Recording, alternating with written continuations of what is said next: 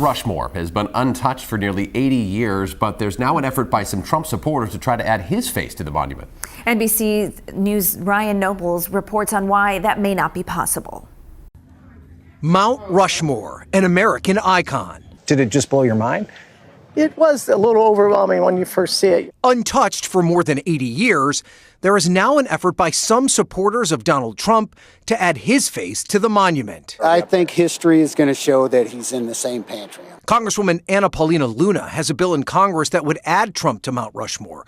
Interior Secretary Doug Burgum left open the possibility. Will we ever see President Trump's face on Mount Rushmore? What do you think?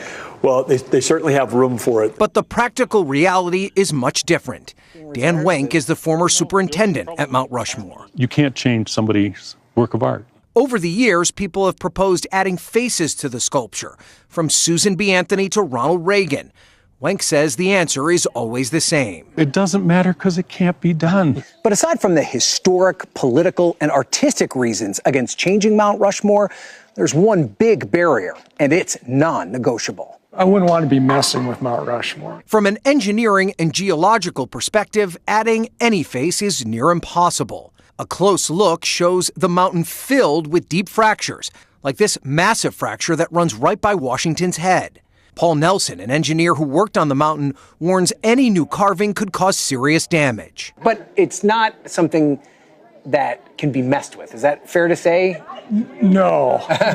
Yeah, I wouldn't want to start blasting or carving rock. While the mountain looks deep and wide from the front, a side view reveals a massive valley behind the sculpture, leaving very little room to carve.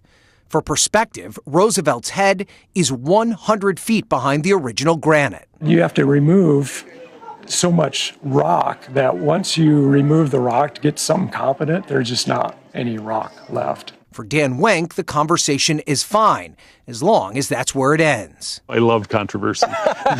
It's like, bring it on. Yeah. Bring it on. It doesn't matter how worthy someone is. If the rock is not there, you can't carve them. Putting an end to this age-old debate, at least for now. Ryan Nobles, NBC News, Mount Rushmore, South Dakota.